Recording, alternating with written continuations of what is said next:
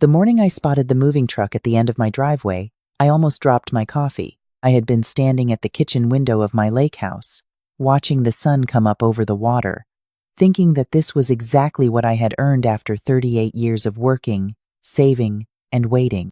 The light was doing something beautiful on the surface of the lake, turning it from gray to gold, and I had my hands wrapped around my mug, and my heart was full, in a way it hadn't been in years. Then I saw the truck, and behind it, a familiar silver sedan I hadn't seen in 4 years. I knew whose car it was immediately. You don't forget the car your daughter-in-law drives when she once blocked you in your own garage with it. I set my mug down very carefully on the counter. My hands were steady. That surprised me, because my heart was not. Let me go back to the beginning, because to understand what happened that morning, you have to understand what the 4 years before it looked like. My son David and I were never the kind of mother and son who needed to talk every day. He was independent, always had been. Even as a little boy, he'd pack his own backpack, make his own lunch, figure things out on his own. I raised him to be that way after his father passed, when David was 11, and it was just the two of us in that little house in Columbus. I worked double shifts at the hospital, and he learned to heat up soup and do his own laundry and help me without being asked. I was proud of him for that. I am still proud of him for that, even now, even after everything. He met Sandra when he was 36. She was 32, recently divorced, with a sharp sense of humor and a way of walking into a room that made everyone look at her. I liked her at first. I want to be honest about that. I thought she was confident. I thought she was good for him. David had always been a little too easygoing, a little too willing to let things slide, and Sandra seemed like someone who would push him forward. I was right that she would push him. I was wrong about the direction. The first sign that something was shifting came at Christmas, about 8 months after they got serious. I had cooked for 2 days. Turkey, stuffing, sweet potato casserole, the green bean dish David had loved since he was small. Sandra walked in, looked at the table, and said she'd already eaten because she hadn't been sure dinner would be ready on time. Then she asked if there was anything without dairy, because she'd recently decided dairy didn't agree with her. I smiled and said, of course, and heated up some of the roasted vegetables I'd made as a side dish and pretended that was fine. It kept going like that. Small things. The way she'd answer questions I directed at David. The way she'd reference plans they'd made without mentioning them to me until the last moment. The way she'd smile when she said things that weren't quite kind, so that if I reacted, I'd look like I was being too sensitive. Then, 14 months after they married, she told David that my involvement in their lives was unhealthy. Those were the words she used, according to what David told me in a very stiff, very rehearsed-sounding phone call one Tuesday evening. Unhealthy. She felt I was too present. She needed space. They both did. I asked David what that meant specifically. He said they needed some time. Some time turned into 4 years. I won't tell you I handled it gracefully the whole time, because I didn't. The first year I called too often. I left voicemails David didn't return. I sent birthday cards that went unacknowledged. I drove past their house once, just once, and felt so ashamed of myself that I pulled into a gas station parking lot and sat there for 20 minutes before driving home. I was grieving, that's the only word for it, grieving my son while he was still alive and living 40 minutes away. Somewhere in the second year, I stopped. Not because I stopped loving him, but because I realized that reaching kept costing me something I was running low on. My dignity. My peace. I found a therapist. I joined a book club. I started walking every morning. I started, very slowly, building a life that didn't have a David-shaped hole at the center of it. And then my sister Ruth passed. Ruth and I had been close in the way that only people who've shared a childhood can be. She never married, never had children. And when she died, she left me a sum of money that was more than I'd expected, and more than I knew what to do with at first. After a few months of it sitting in an account while I grieved her in a different, quieter way than I had grieved my son, I decided to do something she would have approved of. I bought the lake house. It was a 3-bedroom cabin-style house on a small private lake in northern Michigan. Not grand, not showy, but the back porch looked directly over the water, and there was a fireplace in the living room, and the kitchen had a window above the sink that framed the tree line like a painting. I paid for it outright. I told almost no one. My friend Carol knew, because Carol helped me move boxes. My neighbor Helen back in Columbus knew, because I needed someone to forward my mail. I don't have social media. I never have. It seemed to me like a place where people went to perform their lives for an audience, and I had never been interested in that. I moved in on a Thursday in early October. By the following Monday, I had decided this was the best decision I had made in years. I drank my coffee on the back porch every morning. I read in the afternoons. I cooked meals. I actually wanted to eat. I slept deeply, and without the low-level anxiety that had been my companion for so long, I had stopped noticing it until it was gone. I had been there for 3 weeks when I saw the silver sedan.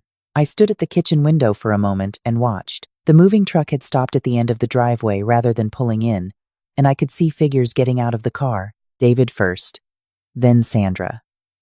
Then someone else, a teenage girl I didn't recognize, who climbed out of the back seat and stood looking at the house with an expression I couldn't read from this distance. I want to tell you that I panicked, but I didn't. Something had shifted in me over those 4 years, and it had shifted further in the quiet weeks at the lake. And what I felt standing at that window was not panic. It was a kind of cold clarity. I knew exactly what this was.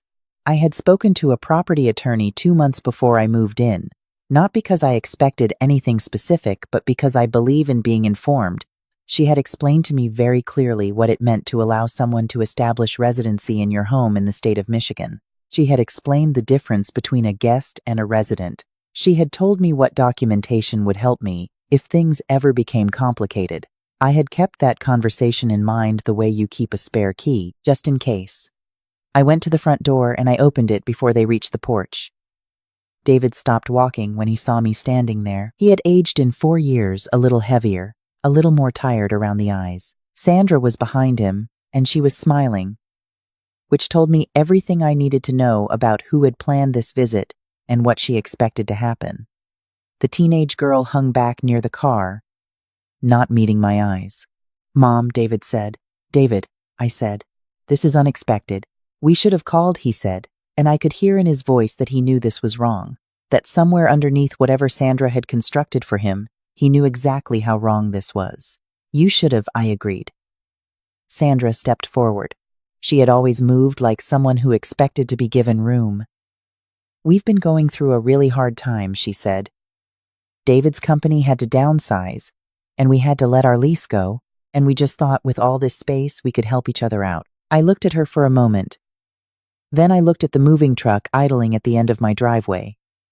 "Who is the young woman by the car?" I asked. A flicker of something crossed Sandra's face. "That's my daughter," she said. "From my first marriage, Emma. She's 15. I hadn't known about Emma. In 4 years of complete silence, no one had told me that David had a stepdaughter, or that she existed, or that she was apparently going to be part of whatever plan was unfolding at the end of my driveway. "You didn't tell me David had a stepdaughter," I said, and I looked at my son when I said it. He looked at the ground. "We figured it would be easier to explain in person," Sandra said, still smiling. "I see," I said. "How long has the truck been rented?" "Just for today," she said. "We'd need to get you added to the—" She stopped herself, but not quite in time. "Added to what?" I said. She pivoted smoothly. "We thought we could talk about arrangements. How we could split things. You have 3 bedrooms, and you're here alone, and David is your son. And we thought—" "Sandra," I said, and my voice was very quiet. "The truck doesn't come up the driveway." The smile stayed, but something behind it shifted. "Margaret, let's not be dramatic." "I'm not being dramatic," I said. "I'm being clear. This is my home. I bought it with my sister's inheritance. No one in this family knew where I was, which means someone did some searching to find me here, and I'd like to know how," David said, very quietly. I called Helen, my neighbor, who had known because she was forwarding my mail. I breathed through that. I filed it away. "I'd like the moving truck to go," I said, "and then I'd like the 3 of you to come inside, and I'll put on coffee, and we can actually talk like adults. But I need the truck to go first, because I need you to understand from the start that what you're thinking of doing is not going to happen today." Sandra opened her mouth. "Sandra," I said, and something in my tone must have reached her, because she closed it again. She took out her phone and made a call. A few minutes later, The truck pulled away from the end of my driveway and was gone. Emma was still standing by the car, and I caught her eye and nodded at her in what I hoped was a reassuring way. She was a teenager who had been brought along on this, and that was not her fault. The four of us sat in my living room. I had made coffee and put out some cookies because, whatever else was happening, there was a 15-year-old girl in my house who had probably not eaten well that morning. Emma took 3 cookies and curled her feet under her on the armchair and looked out at the lake, and I thought, this child is the only person in this room who is exactly who she appears to be. Sandra talked first. She was good at talking. She talked about David's business situation. A company he'd built over 6 years had lost its main contract, and without it, the revenue had collapsed faster than he could restructure. She talked about the lease they'd surrendered when the money stopped. She talked about how hard it had been, how much stress they'd been under. I listened to all of it. I am not without compassion. What she described was genuinely hard, and I believed the financial difficulty was real, even if I didn't believe her solution was made in good faith. I understand you're in a difficult situation, I said when she finished. But I need to ask you something, Sandra, and I'd like an honest answer. If I had bought a smaller house, a 1-bedroom, would you be here right now? She said, of course. Your family. I said, that's not what I mean. You didn't contact me for 4 years. You made it very clear that my involvement in David's life was not wanted. And now there is something here you need. And suddenly, I'm family again. I need you to understand that I can see that, David said. Mom, I'm not angry, I said, and I meant it. I'm not saying this to hurt anyone. I'm saying it because I think if we're going to have any kind of relationship, it has to start with honesty. And I'd rather have that conversation now than pretend it isn't happening. Sandra was quiet for the first time since she'd arrived. I turned to David. I would like to help you, I said. You are my son. That has never changed. But help looks different than what came up the driveway this morning. If you need money to get an apartment while you rebuild, I can do that. If you need connections, I have some, and I'll make calls. But I am not having my home taken over, and I need you to be honest with yourself about what that moving truck was. David put his face in his hands. Not angry. Just tired. Exhausted in the way people get when they've been carrying something too heavy for too long. Emma, from her armchair, said quietly, I told her it was a bad idea. I looked at her. She shrugged without looking up from the lake. I told her we shouldn't just show up. She said it would be fine because you'd feel guilty. Sandra said, Emma, she asked me to be honest. Emma said, nodding toward me. There are moments in life that shift things. I have had a few. The morning my husband died, the day I brought David home from the hospital. This tiny person, who seemed impossible, and who became the whole center of my world. The phone call from Ruth's attorney, and now this. A 15-year-old girl I had never met, sitting in my armchair eating my cookies and telling the truth because no one else in the room would. Thank you, Emma, I said. The conversation that followed that was different. Sandra, with the performance strategy stripped away, was quieter and more real than I had ever seen her. She did not apologize. Not exactly. Not in words. But she sat differently. She stopped managing the room. For a little while, I could see what David might have fallen in love with someone smart and capable who had somewhere along the way decided the world required her to be calculating rather than simply honest. I don't know what happened to her before David. I don't know her whole story. I have learned to leave room for what I don't know. I told them the practical reality. The lake house was mine, solely and legally. There was no arrangement that involved them living here, but what I could offer was this. I had a contact at a property management company in Columbus that sometimes worked with people rebuilding after financial setbacks. I knew a small business attorney who had helped people restructure debt in situations like David's. I would make those calls, not for Sandra, for David, and for Emma, who had done nothing to end up in this position. David drove back to Columbus that afternoon. Emma waved at me from the backseat window, and I waved back. Sandra did not look at me when she got in the car, and that was fine. We didn't owe each other a performance of warmth we hadn't earned yet. I stood in my driveway until the silver sedan disappeared around the bend in the road. Then I went inside and stood at the kitchen sink and looked out at the lake. which was doing the same thing it always did, entirely indifferent to the human drama that had just taken place on its shore.